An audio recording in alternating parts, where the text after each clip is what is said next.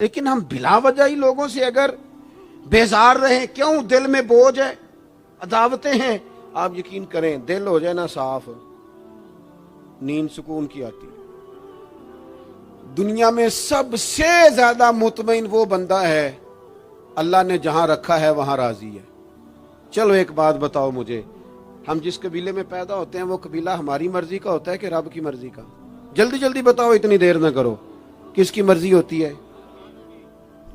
تو پھر جو قبیلہ اللہ نے میرے اور آپ کے لیے پسند کیا ہم کیوں نہیں پسند کرتے؟ جو دادا نانا چچا ماموں اللہ نے میرے لیے پسند کیے، یہ رشتے اللہ نے بنایا ہے نا، تو ان سے آوازار ہے، تو ان سے تنگ ہے، وجہ جو اللہ نے تیرے لیے پسند کیا اسے پسند کر۔ حضرت ابراہیم ابن ادم رحمت اللہ علیہ ایک دفعہ مریدوں کے بیچ بیٹھے تھے تو آپ فرمانے لگے دنیا میں جو کچھ ہو رہا ہے میری مرضی سے ہو رہا ہے۔ وہ بعض بندے پریشان بھی ہو جاتے ہیں جلدی کہ اتنا بڑا دعویٰ کر دیا ہے، تو آپ ہنس پڑے، فرمانے لگے اگلی بات بھی سن لو پھر کوئی تبصرہ کرنا۔ فرمانے لگے جو کچھ ہو رہا ہے میری مرضی سے ہو رہا ہے، کیونکہ میری وہی مرضی ہے جو میرے رب کی مرضی ہے۔ میں نے اپنی مرضی اپنے رب کی مرضی میں فنا کر دی، اب میری مرضی کوئی نہیں۔ سانو قید سجن دا گہنا ہے، او جینج رکھے ایسا اونج رہنا ہے۔ ہم نے چھوڑ دی اپنی مرضی، اپنا ہے ہی کچھ نہیں۔ ہم نے نہ کبھی قطرے پہ غور کیا اور نہ دریا دیکھا، بس جہاں تیری جھلک دیکھی وہیں ڈوب گئے۔ چھوڑ دو یہ اس نے یہ کیوں کر دیا؟ وہ خواجہ نظام الدین صاحب محبوب الہی رحمت اللہ علیہ کے ایک مرید نے ایک دفعہ آ کے کہا حضور بڑی ہو گئی درگزر فقیری درویشی بڑی ہو گئی، اب جو میرے رستے میں کانٹے بچھائے گا میں بھی اس کے رستے میں بچھاؤں گا۔ وہ بڑے غصے سے بول رہا تھا، فقیر فقیر ہوتے ہیں۔ خواجہ صاحب ہنس پڑے، فرمانے لگے پتر تو زیادہ ہی ناراض ہو گیا ہے۔ کہنے لگا نہیں حضور، ہمیں کچھ کرنا نہیں آتا، ہمیں بھی سارا ہی پتہ ہے، سٹ تے پکھڑا کوار گندل اسی اور بھی بوٹیاں جاننے ہاں، ہمیں بھی سارا ہی پتہ ہے، نمٹ نہیں لینا۔ سویرے جو ہمارے رستے میں کانٹے بچھائے گا سویرے اس کی گلی میں بھی بچھے ہوں گے۔ تو حضرت محبوب الہی فرمانے لگے پتر آدھے رستے میں تیری ضد میں وہ کانٹے بچھا دے گا اور آدھے میں تو اس کی ضد میں بچھا دے گا، تو پھر تو جو عام راہگیر ہوں گے ان کے بھی پیر زخمی ہوں گے، تو تمہاری لڑائی میں تو مخلوق پریشان ہو گئی۔ عرض کی حضور یہ تو آپ نے ٹھیک کہا ہے۔ فرمانے لگے اگر چاہتے ہو نا دنیا کانٹوں سے نہ بھرے اور لوگوں کو تکلیف نہ ہو تو ایک دوسرے سے تکلیف چھوڑ دو۔ یہ مت سمجھنا تیرا ایک بندے سے اختلاف ہے، تیرا ایک سے اختلاف ہوتا ہے اس کے اثرات دائیں بائیں بھی جاتے ہیں۔ حضور پھر کیا کروں؟ فرمایا اسے بچھانے دے، وہ بچھاتا جائے تو اٹھاتا جا، تو اٹھاتا جا۔ ویسے بھی جو کام ساری دنیا کر رہی ہوتی ہے وہ تو سارے کر ہی رہے ہوتے ہیں، کوئی ذرا ہٹ کے بھی کرنا چاہیے۔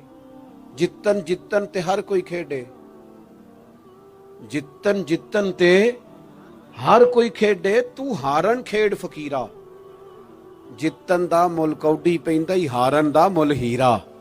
کبھی بندہ ہارے بھی اپنے دل سے بوجھ اتار دے، نفرت کو دور کر دے۔ عداوت دشمنی اگر کسی وقت رکھنی ہے تو اللہ رسول کے دشمن سے۔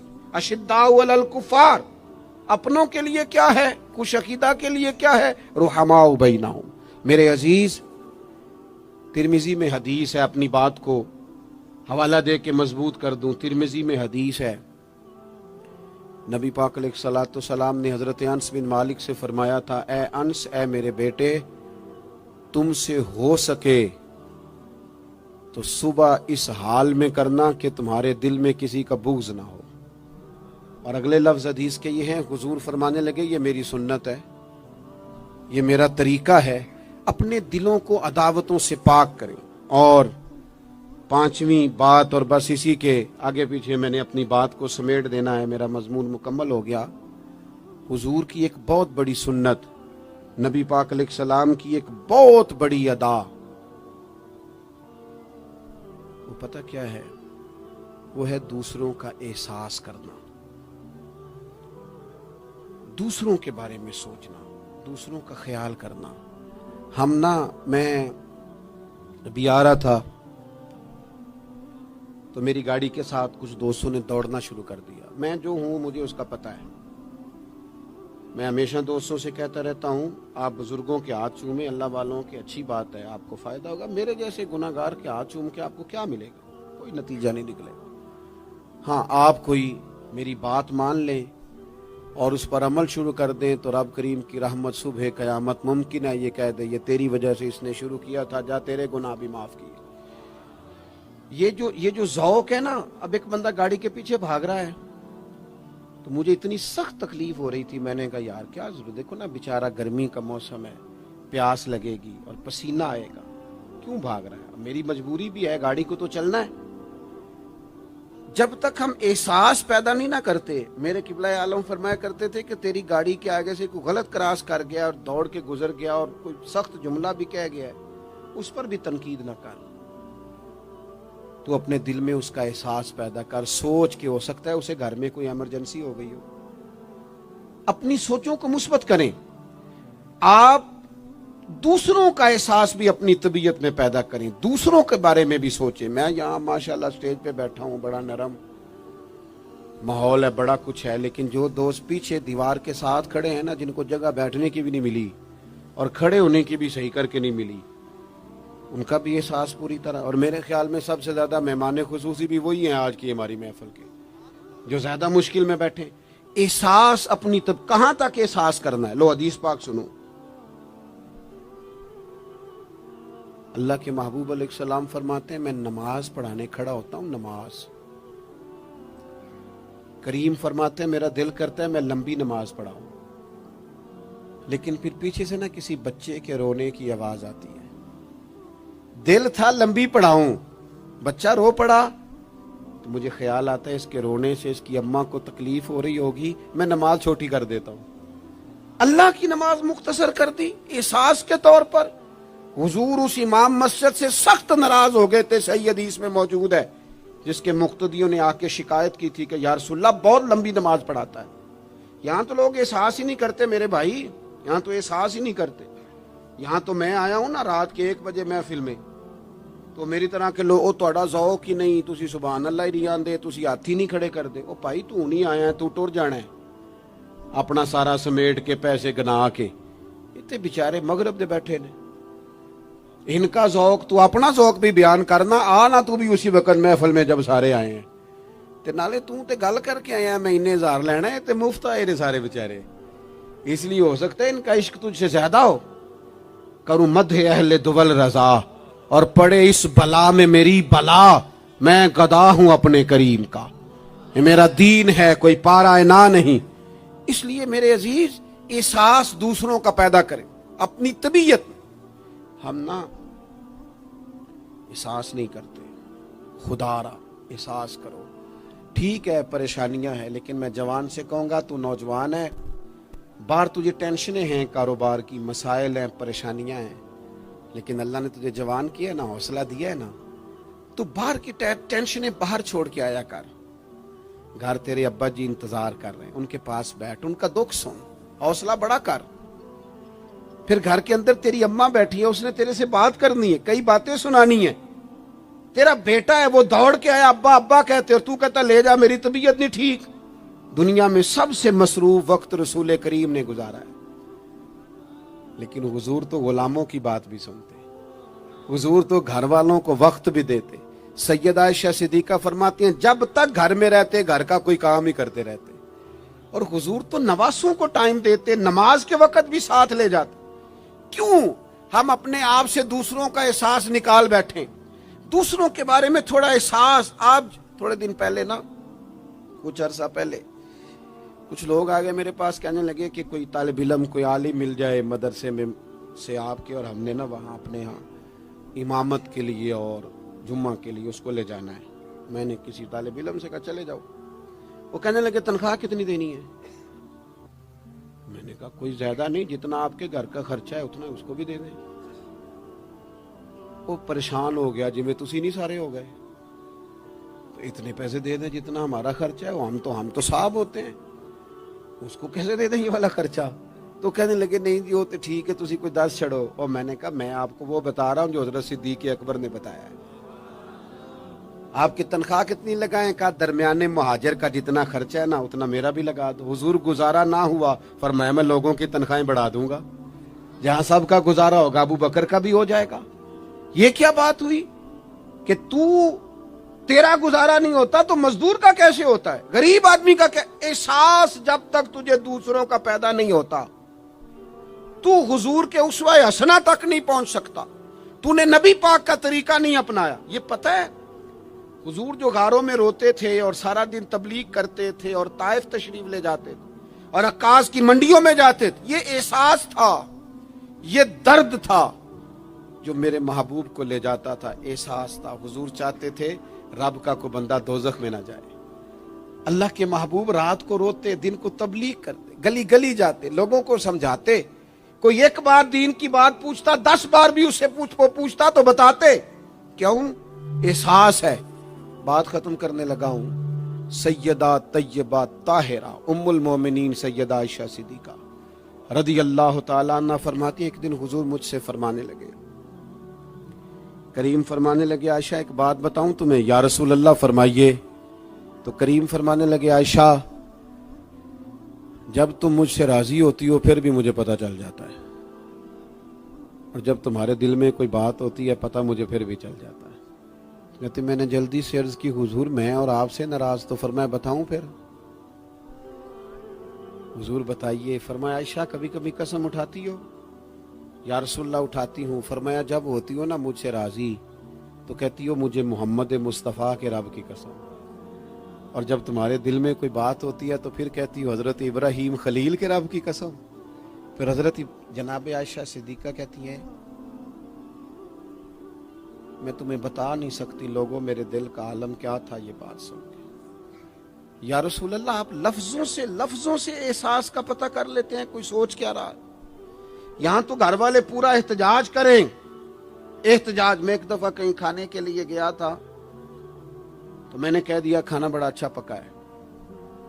ایک آدھ اور بزرگ سے بھی میں نے وہ بات سنی تھی، بھی وہ پریکٹیکلی میرے ساتھ ہوں، میں کھانا بڑا اچھا ہے. تھوڑی دیر کے بعد نا گھر کے اندر سے رونے کی آواز آنے لگی. تو مناسب تو نہیں ہوتا کسی کے گھر کے مسئلے میں ایسی بات پوچھنا، لیکن وہ جب ماحول زیادہ ہی بڑا تو میں نے میزبان سے کہا کہ خیر تو ہے گھر میں سب ٹھیک ہے؟ تو کہنے لگے آپ کی وجہ سے رو رہے ہیں. میں نے کہا کہنے لگے آپ نے بڑی تعریف کی ہے نا کھانا بڑا اچھا پکا ہے. تو میری بیوی ہے تو عزیزوں میں سے پر وہ گھر غریب ہے. اس نے کہا 14-15 سال ہو گئے اس گھر میں کھانا پکاتے، آج تک نہیں کسی نے کہا اچھا پکا ہے. میں غریب کی بیٹی ہوں، آج وہ تعریف سنی ہے تو دل کسی اور طرف ہی چلا گیا ہے. اتنا بھی احساس نہیں جو صبح سے گرمی میں کھڑے. آپ کو پتہ ہے نبی پاک نے کبھی کھانے میں نقص نہیں نکالا تھا. سیدہ عائشہ کہتی ہیں پسند ہوتا تو کھا لیتے ورنہ چھوڑ دیتے. کبھی عیب تو ہنڈیا پھینک دیتا. آنا گرمی میں تو بھی کھڑا ہونا، جہاں اماں کھڑی ہے، بیوی کھڑی ہے، بہنیں کھڑی ہیں، کھڑا ہونا 10 منٹ. تو احساس ہی نہیں، صرف اپنا ہی پتا ہے. سیدہ عائشہ صدیقہ یہ حضور کا اسوہ حسنہ ہے. یہ طریقے اپناؤ زندگی میں. 4 5 8 چیزوں کو فقط سنت نہ سمجھو. یہ وسعت ہے حضور کے اسوہ نور میں. سیدہ عائشہ کہنے لگی، کریم فرمانے لگے تم قسم اٹھاتے حضرت ابراہیم کا نام لیتی ہو تو میں سمجھ جاتا ہوں. جناب عائشہ کہتی ہیں بس دل مچل گیا، کیفیت اور کی اور ہو گئی. میں نے کہا حضور پھر مجھے قسم ہو محمد عربی کے رب کی، میرے لبوں سے آپ کا نام ہی جاتا ہے، میرے دل میں آپ ہر وقت موجود رہتے ہیں. میرے عزیز کچھ باتیں آپ سے میں نے عرض کی. میں اپنی گفتگو کو بھی دیکھتا ہے جو بڑے مالدار ہوتے ہیں، اور ایسے لوگوں کو بھی دیکھتا ہے جو بیچارے ایک وقت کھاتے ہیں اور دوسرے وقت کے لیے پریشان رہتے ہیں. اپنی زندگی میں وہ صحت مند، توانا، خوبرو لوگوں کو بھی دیکھتا ہے، اور بیمار اور کمزور، ضعیف اور ناتواں لوگوں کو بھی دیکھتا ہے. اس کے ارد گرد ایسے لوگ بھی ہوتے ہیں جو بڑی خوش و خرم زندگی گزار رہے ہوتے ہیں، اور ایسے لوگ بھی ہوتے ہیں جو کسی وجہ سے پریشان، تکلیف میں گھٹے گھٹے سے ہوتے ہیں. انسان اپنے ماحول سے بھی سیکھتا ہے، معاشرے سے بھی سیکھتا ہے، اور پھر جب وہ لوگوں کے قریب جاتا ہے اور اپنے گھر سے اٹھ کر وہ لوگوں سے ملاقات کرتا ہے تو مختلف قسم کے مشورے، مختلف قسم کی آراء اور مختلف قسم کے مشیر اسے ملنا شروع ہو جاتے ہیں. ان ساری چیزوں کے ماحول میں انسان کی سوچیں پنپتی ہیں، اور اسے بالیدگی کا موقع ملتا ہے، وہ باشعور ہونے لگتا ہے، پھر وہ کسی ایک جگہ ٹھہر جاتا ہے۔ بعض اوقات کسی مالدار کی طرف دیکھ کر پوری طرح رک جاتا ہے اور سوچتا ہے کہ نہیں، میں پیسہ ہی کماؤں گا تو پھر ہی ٹھیک ہے۔ بعض اوقات کسی مشہور آدمی کو خوش قسمت سمجھ لیتا ہے اور پھر وہ کوشش کرتا ہے کہ جتنے بھی جتن کیے جائیں کسی بھی طریقے سے شہرت حاصل کی جائے۔ وہ اس طرح کر کے ہماری ملت کے جوان بھی، ہمارے لوگ بھی، پھر میں نے ایسے لوگوں کو بھی دیکھا ہے جو اگرچہ بہت بڑے کسی ادارے سے پڑے ہوئے تھے اور مالدار تھے اور وزادار تھے، اور انہوں نے یہ دیکھا کہ پاکستان میں آ کر یا یہاں پہنچ کر مجھے خدمت کا کام کرنا چاہیے، آئے، اچھی نیتوں کے ساتھ آئے ہوں گے، کوئی ان کے پیچھے نیک مقاصد ہی ہوں گے، لیکن جب انہوں نے پاکستانی سیاست کا ماحول دیکھا نا، تو پھر نہ ڈگریاں نہ تعلیم کچھ بھی نہیں، وہ جس طرح کا ماحول تھا اسی طرح کے بن گئے، روایتی ہو گئے، کسی نہ کسی کے پیچھے یوں ہی لوگ لگ جاتے ہیں اور طرز زندگی اختیار کرتے ہیں۔ ہمیں لگنا ہوتا ہے کسی نہ کسی کے پیچھے، ہم پیروی کرتے ہیں لوگوں کی، لوگوں کو دیکھتے ہیں، اس حساب سے ہم اپنے آپ کو مرتب کرتے ہیں۔ پھر میرے بھائیوں، ایک مسئلہ اور بھی ہوتا ہے، انسانوں میں صرف خوبیاں نہیں ہوتی، عام انسانوں میں بشری کمزوریاں بھی ہوتی ہیں۔ ہم بعض اوقات کسی کے پیچھے چلتے ہیں تو تعریفوں کے پل باندھتے ہیں، محبتوں اور عقیدتوں کا لمبا چوڑا اظہار کرتے ہیں، پھر تھوڑا سا ٹائم گزرتا ہے اور تھوڑا سا قرب ملتا ہے تو پھر ہمیں اس بندے میں خامیاں نظر آنی شروع ہو جاتی ہیں۔ کورے ورک کتاب نہیں ہوندے، پتھر دل گلاب نہیں ہوندے، سجنا پہلو ہی سوچ کے لائیں پھر یاراں نال حساب نہیں ہوندے۔ سوچتے نہیں، سمجھتے نہیں، غور نہیں کرتے، جذباتی فیصلے کرتے ہیں، ماحول جذباتی ہے۔ یا آپ دیکھیں نا، میں کسی جگہ پہ پہنچتا ہوں تو رکنا، بیٹھنا، چلنا پھرنا دوست مشکل کر دیتے ہیں، 1 منٹ کے لیے کہیں کیمرہ بند نہیں ہوتا۔ آپ بڑے تھکے ہوئے بھی ہوں تو آپ صحیح کر کے کہیں بیٹھ نہیں سکتے، چونکہ آپ کے چاروں جانب تو کیمرہ چل رہا ہے، کیسے بیٹھے؟ نبی کی زندگی بہترین نمونہ ہے۔ ایک کامل اسوہ حسنہ تمہیں دیتے ہیں، کامل، مکمل۔ نبی پاک علیہ الصلوۃ والسلام کا جو وجود اطہر ہے نا، ایسا وجود اس کے اندر اللہ تعالیٰ نے ظاہری اور باطنی، یہ میں کسی جوش سے نہیں بول رہا، میں بڑی ہوش سے بات کر رہا ہوں، آپ سے بھی گزارش کرتا ہوں ہوش سے سننا۔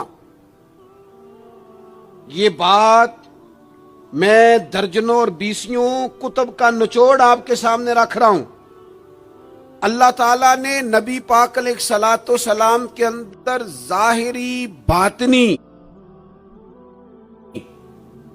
ساری خوبیاں بھر کے اپنے محبوب کو دنیا میں مبعوث فرمایا ہے، نہیں کھلا دیے، وہ جس راہ چل دیے ہیں کوچے بسا دیے۔ بعض لوگ ناراض نہ ہونا مجھ سے، بعض لوگ ہنستے ہیں، سونا نہیں ہنستے، ہنستے ہیں پر سونا۔ سیدہ طیبہ طاہرہ حضرت عائشہ صدیقہ فرماتی ہیں حضور مسکراتے تھے لیکن اس مسکرانے میں بھی عجیب وزاداری تھی، ہنستے تھے کھل کھلا کے نہیں ہنستے تھے، اس میں کہا نہیں لگتا تھا، آوازیں نہیں پیدا ہوتی تھی، یعنی سونا، ہنس بھی جاتے تھے لیکن اس کے اندر بھی عجیب لطافت تھی۔ وہ کیسا ہنسنا تھا؟ صحابہ فرماتے ہیں حضور ہنستے، مقدس دانتوں میں سوراخ تھا، زیر لب مسکراتے، اور وہ جو حضور کے مقدس دانتوں میں مقدس سوراخ تھا نا، جب حضور ہنستے اس سے نور نکلتا اور مسجد نبی کی دیواریں بھی روشن ہو جاتی۔ یعنی ایسا نہیں ہنسنا جس طرح کوئی میری طرح کا آدمی ہنستا ہے تو لوٹ پوٹ ہو جاتا ہے اور اس ہنسنے کے اندر کئی دفعہ وزاداری قائم نہیں رہتی، کئی دفعہ اس کے اندر وہ وقار قائم نہیں رہتا۔ حضور ہنستے تو تبسم کرتے، یعنی ہنس بھی رہے ہیں تو ہنسنا بھی بڑا ہی باکمال ہے۔ اور میرے اعلیٰ حضرت تو کہتے ہیں بس وہ ہنس پڑتے تھے फिर जो उम्र भर के रो रहे होते थे ना, वो हुजूर का हंसना देख के ही हंस पड़ते थे। गोया ना जहां जहां खिजा होती थी बहार आ जाती थी, जहां जहां दुख होते थे सुख आ जाते थे, जहां जहां भी कोई कमजोरी होती थी, खुदा कहते हैं जिसकी तस्कीन से रोते हुए हंस पड़े, उस तबस्सुम की आदत पे लाखों सलाम। एक तो उनका हंसना बड़ा बाकमाल था, और फिर यह था कि उनका रोना भी बड़ा बाकमाल था, बड़ा बाकमाल। नहीं वो कभी रो पड़े और कभी करीम की आंखों में आंसू आ जाए, और कभी उनके चेहरे पर अफसुर्दगी आ जाए, तो यूं लगता था कि फूलों ने खिलना छोड़ दिया है, कलियां अपनी जगह से हट गई हैं। समुंदर ने कहा नहीं नहीं अब शोर नहीं करना। यूं लगता था कि तितलियां अपनी जगहों पे बैठ गईं। जब वो कभी रोते थे तो यूं महसूस होता था कि जैसे चांद कहता है कि नहीं अब मैंने नहीं खुल के चमकना, महबूब तो रो पड़े। और कभी करीम रोए, आंखों में आंसू आए, तो उनके रोने में हुस्न इतना था, कमाल इतना था कि जिब्रील अमीन आए और आके अर्ज गुजार हुए, या रसूल अल्लाह, सारे भेद जानने वाला रब पूछता है, करीम से पूछो ना, महबूब से पूछो ना रोए क्यों हैं। ये रो पड़े हैं, क्यों रोए हैं? सारे भेद जानने वाले मालिक क्यों रोए?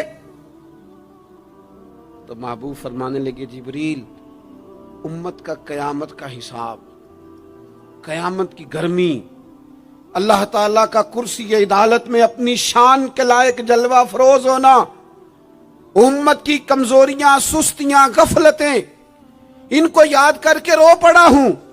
गमे उम्मत ने निढाल कर दिया है। हजरत जिब्रील बारगाह इज़वी से पैगाम लाए, महबूब करीम सल्लल्लाहु ताला अलैहि वसल्लम ने, हुजूर रोए।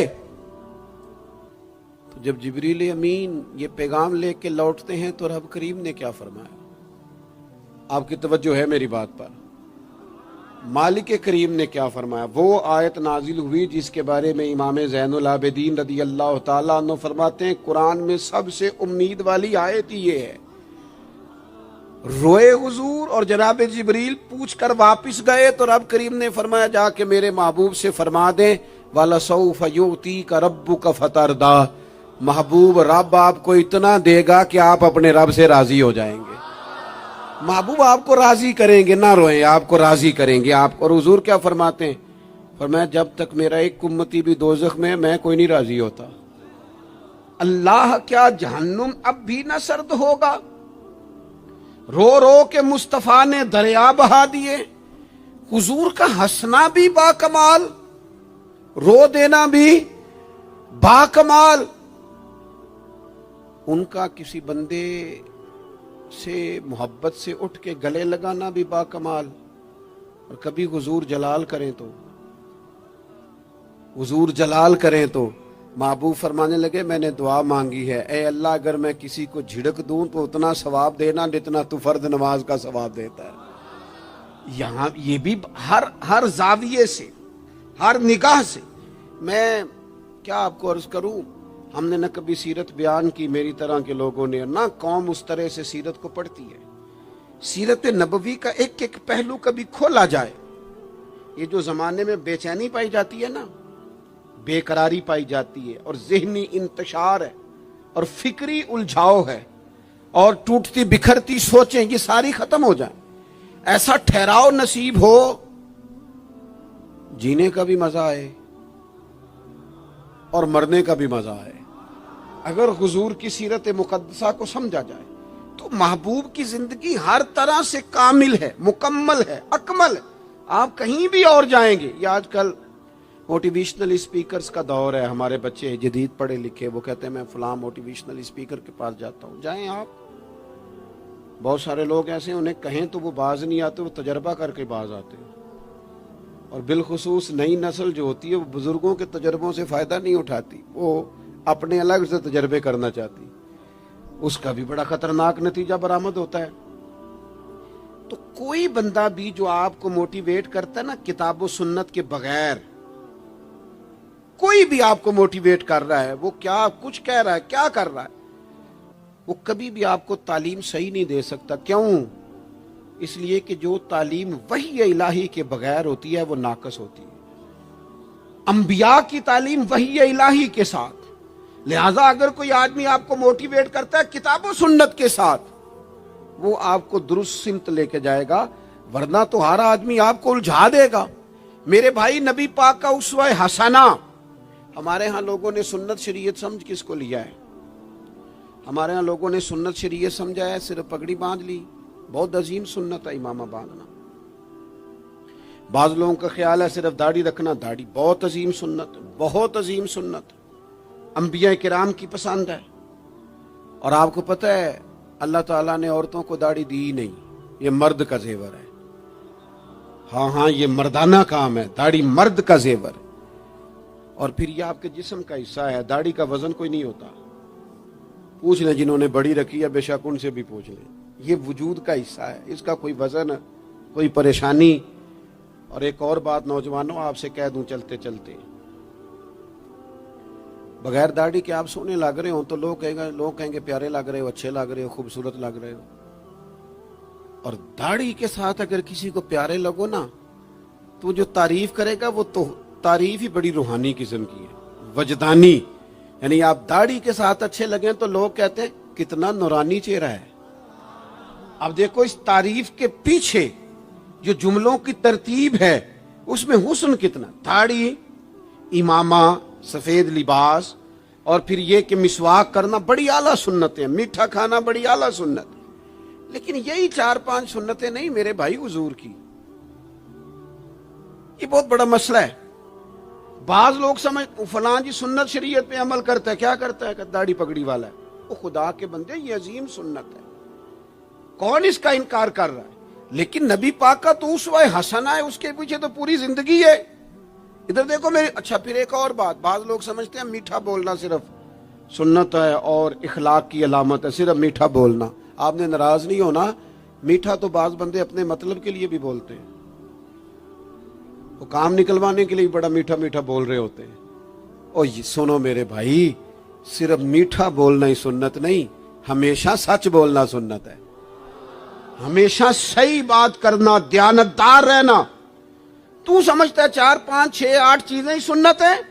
او خدا کے بندے، نبی پاک کی جو ادا سب سے پہلے دنیا کے سامنے آئی، اور حضور کی جس ادا سے، سنت سے لوگوں کو سب سے پہلے واقفیت ہوئی، شور نہیں پڑ جاتا کسی چیز کا دنیا میں، معاشرے میں، فلاں بندہ یہ کرتا ہے، فلاں ایک بندے کا ایک چیز تعارف بن جاتی ہے، تعارف۔ کوئی چیز لوگوں کے وجود کے ساتھ، نام کے ساتھ سابقہ لاحقہ بن جاتی ہے۔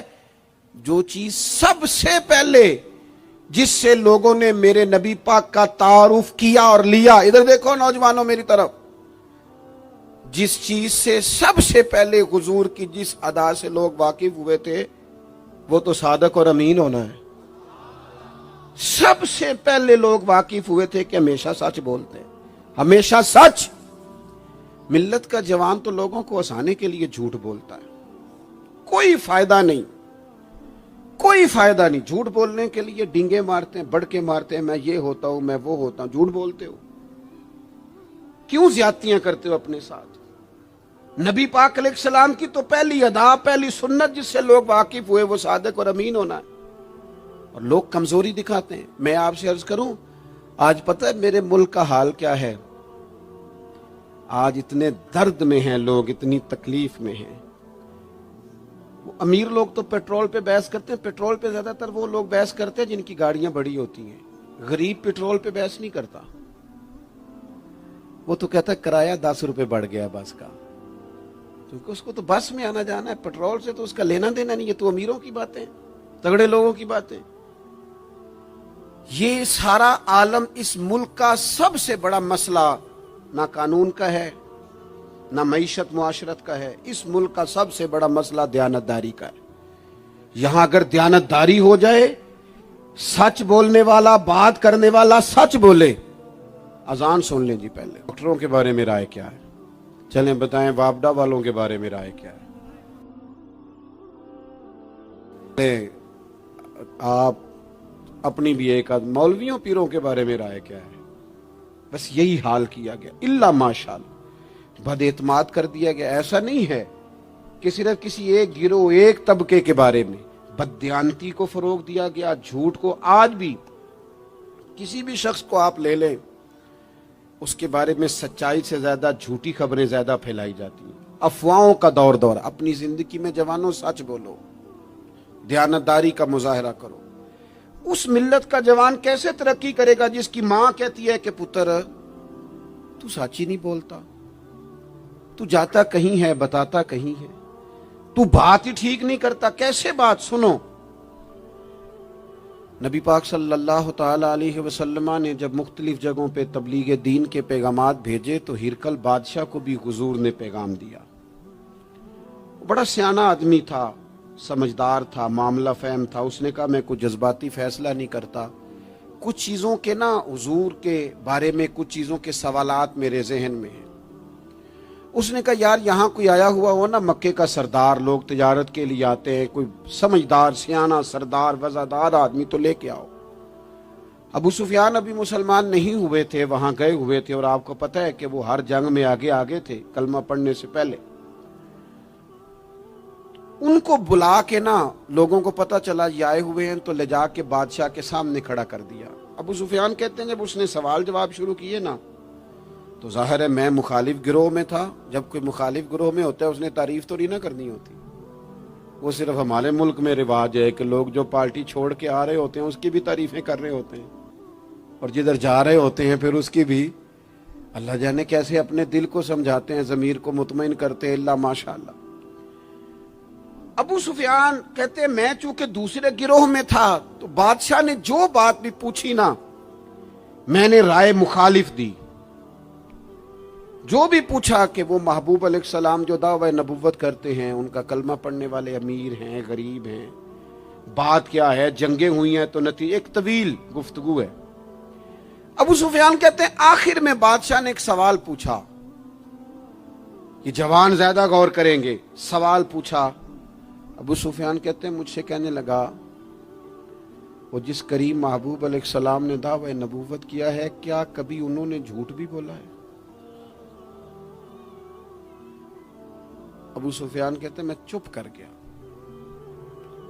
एक मिनट के लिए मेरे दिल में ख्याल आया माज़अल्लाह कह दूं बोला है। फिर मैंने सोचा ये तो अरब की वज़ादारी के खिलाफ है कि मैं झूठ बोलूं। और फिर अबू सुफियान कहते मेरे दिल के कोने से आवाज आई, मैं कोई और बात करूंगा तो शायद कोई थोड़ी देर के लिए सोचे, और अल्लाह के रसूल ने झूठ बोला ये तो मानेगा ही कोई नहीं, ये तो मुखालिफ नहीं मानेंगे, काफिर मुशरिक नहीं मानेंगे। बादशाह कहने लगा सोचते क्या हो, बताओ क्या कभी उन्होंने झूठ बोला है? तो अबू सुफियान कहते मेरे हाथ में छड़ी थी, मैंने उठा के दोबारा जमीन पे रखी। मैंने कहा बादशाह वो रिश्ते में मेरे भतीजे लगते हैं, मेरी उनसे मुखालफत है, मैं उनके मुकाबिल फौजें तक लेके आता हूं। वो हमारे बुतों को बुरा कहते हैं, राय का इख्तलाफ अपनी जगह पर, लेकिन वो मेरे सामने पैदा हुए मेरे भतीजे हैं। मैंने उन्हें माँ की गोद में भी देखा है, दादा के कंधों पे भी देखा है, सैयदा खतीजा का दूल्हा बने भी देखा है। मैंने उनकी गोद में उनकी बेटियों को खेलते भी देखा है। इख्तलाफ और मुखालिफत अपनी जगह पर वो करीम मेरे सामने पैदा हुए और उनके मुकद्दस बाल मेरी आंखों के सामने सफेद हुए। उनकी जुबान से जो भी निकलता है हक और सच ही निकलता है। वो असीर दुश्मन की चाह में भी, मुखालिफों की निगाह में भी वो अमी है, सादिक है, मोतबर है, मेरा पैगंबर अजीम तर है। कभी जुबान से झूठ नहीं निकला। अल्लाह आपको जज़ा दे। सुने जी, कुछ खतीब बगैर नारों के भी तकरीर कर लेते हैं यार, ऊंची सुभान अल्लाह के बगैर भी काम चल जाएगा इंशाल्लाह। आप खाली सुनते जाए ना भी सुभान अल्लाह कहें, फिर भी गुजारा असर करे न करे, सुन तो ले मेरी फरियाद। और नहीं है दाद का तालिब ये बंदा है आजाद। मेरे अजीज, नबी पाक अलैहिस्सलाम ने सच बोला। अबू सुफियान कहते हैं उनकी जुबान से सिवाय हक सच के कभी कुछ निकला। करें ना थोड़ी पाबंदी हम भी सच की, करें ना। अच्छा हम बोलते हैं सच, बहुत सारे लोग सच बोलते हैं, लेकिन वो दूसरों के बारे में बोलते हैं, अपने बारे में नहीं बोलते। उसने इतना झूठ बोला, उसने इतनी करप्शन की, फलाने ने ये करे, दूसरों के बारे में बोल रहा है। अपने बारे में सच बोल, अपने बारे में तू बता, तूने क्या किया है, ना इधर उधर की तू बात कर, बता के काफिला क्यों लुटा। मुझे राहजनों से गरज नहीं, तेरी राहबरी का सवाल है, तू कहां था, अपनी बात बता। अबू सुफियान कहते हैं जब मैंने बादशाह को ये बात बताई ना, उसने चादर कंधे पे रखी और वो जाने लगा, तो मैंने कहा यार तूने इतनी बातें पूछी, मैंने इतने जवाब दिए, कोई नतीजा, बाद का कोई रिजल्ट भी निकलता है ना, कोई एंड भी होता है, कोई नतीजा बता। तो कहते बड़े तहम्मुल से, बुर्दबारी से बादशाह हंस पड़ा, हंस के कहने लगा नतीजा तो निकल आया। कहा क्या नतीजा निकला? तो कहने लगा यार जिस बंदे ने कभी बंदों से झूठ नहीं बोला, वो ये वाला झूठ क्यों बोलेगा कि मैं अल्लाह का रसूल बन के आया हूं। जो बोलते ही सच हैं, तो फिर गोया वो कह रहा था मान लो कि ये भी वो सच ही बोलते हैं कि मैं अल्लाह का रसूल बन के आया। एक तो हुजूर की इस अहम अदा को अपनाओ। आपको पता है किसी बाप ने किसी मजबूरी से कभी कहा होगा अपने बेटे को, चले 2 मिनट के लिए मान लेते हैं कोई मजबूरी होगी, उसने चले फर्ज किया किसी मजबूरी के तहत उसने कहा था अपने बेटे को कि बाहर जो बंदा आया उसे कह दो कि मैं घर में नहीं। चले मान लिया 2 मिनट के लिए तेरी मजबूरी थी, लेकिन मैं जिम्मेदारी से कहता हूं तूने एक दफा अपने पुत्र से कहा था ना झूठ बोल दे मैं घर नहीं, फिर तू सारी जिंदगी मिन्नत करेगा वो तेरे साथ भी सच नहीं बोलेगा। इतनी बड़ी बीमारी है, ये घर तोड़ती है, घर ये कबीले तोड़ती है, रिश्तों को कमजोर। क्यों झूठ बोलते हो रिश्ता करते वक्त कि बच्चा ये कमाता है ये कमाता, क्यों झूठ बोलते हो? साफ सुथरी 2 टोक बात करो। इतना बड़ा रिश्ता मियां बीवी का जो अल्लाह की निशानियों में से निशानियां झूठ पर कायम करते हो। बेटी के वालिदैन भी अल्लाह माशाल्लाह झूठ बोलते हैं, ये दे देंगे ये दे देंगे, बाद में कहते हैं लड़के वाले लालच करते हैं। आपने पहले लालच खुद पैदा किया, क्यों कहानियां सुनाई? इतना अहम रिश्ता जिसकी बुनियाद पर सारा घर चलना था, वो रिश्ता ही बद-एतमादी पर कायम है। जब एक दूसरे पर एतमाद ही नहीं है तो सुकून कैसे आएगा? अपनी जिंदगी में सच लाओ। दौलत लाने से ज्यादा जरूरी सच लाना है। घर में महंगी चीजें लाने से बेहतर है अपने घर में सच ले आओ, दयानतदारी ले आओ, घर भी बच जाएगा, कबीला भी बच जाएगा। जिम्मेदारी से कहता हूं सच बोलो, दयानतदार हो जाओ, मुल्क भी बच जाएगा। इस उम्मत का भलाई इस काम में है, ये हुजूर का उसवा हसना है। और तीसरी बात, नबी पाक की सुन्नत सिर्फ मिसवाक लेके दांत साफ करना ही नहीं, दिल साफ रखना भी मेरे नबी की सुन्नत है। दिल साफ रखना भी हुजूर का तरीका। दिल बड़े बोझ होते हैं हमारे दिलों पर, मुफ्त की नाराजगी, कोई लेना देना नहीं। वो जी फलाने बंदे ने ना जी अपनी बच्ची की शादी की है, बच्चे की शादी की है, रिश्तेदार ने मुझे पूछा नहीं। भाई आपको क्यों पूछते, आप क्या हैं? उनका घर था, आपको आप बिला वजह आप नाराज होके अपने घर में क्यों पूछते? आपको किस किताब में लिखा है, किस शरीयत में लिखा है, कहां कानून है आपसे पूछा जाए? वो फलाने बंदे ने मेरे बारे में बात की होगी, और यार तू इतना अहम नहीं है सारी दुनिया तेरे खिलाफ बातें करे, तू मुफ्त में टेंशन ले गया। वो जो 2 बंदे दूर खड़े हैं वो कोई और बात कर रहे हैं, तेरी नहीं कर रहे। मुफ्त में अपने दिलों में बोझ, मुफ्त में बदगुमानियां। और जी फलाना बंदा अमीर हो गया, कैसे हो गया? ये तेरी ड्यूटी है, तेरी जिम्मेदारी है। मेरे आला हजरत फाज़िल बरेलवी रहमतुल्लाह लिखा है, हसद करने वाला बंदे पर एतराज नहीं करता, हसद करने वाला अल्लाह ताला की तकसीम पर एतराज करता है। माज़अल्लाह सुम्मा माज़अल्लाह। वो तो कह रहा है उसे नहीं मिलना चाहिए था, मुझे मिलना चाहिए था। आप जब इतनी ज्यादा अदावतें पैदा कर लेते हैं, आप क्यों नहीं उस चीज से खुश होते जो निजाम मेरे रब ने बना दिया है? इतनी बड़ी अल्लाह की मखलूक है, लेकिन हमें लोग अच्छे ही नहीं लगते। जिससे पूछ लो वो नाराज ही है, हर बंदा किसी न किसी से नाराज है, शिकवे कर रहा है। वो छोड़ दे यार, मैं किसी शख्स से बेजार नहीं हो सकता, एक जर्रा भी तो बेकार नहीं हो सकता। जिसे अल्लाह ने बनाया है वो बेकार। मैं बदअकीदा बद मजहब की बात नहीं कर रहा, वो फिर दोहराता हूं। एक तो हुजूर की जिंदगी कामिल है, मुकम्मल है, उसे पढ़ो। जिस जाविये से हंसना भी बाकमाल है, रोना भी बड़ा कीमती है। जिस जाविये से पढ़ोगे कमाल ही कमाल। और फिर हुजूर का उसवा हसना पूरी जिंदगी पे लागू करो। एक तो सच बोले, बदयांती कभी ना करें, झूठ कभी ना बोले, और अपने दिलों से सारे हसद, बुग़्ज़, अदावतें, दिल दरिया समुंदरों डूंगे, कौन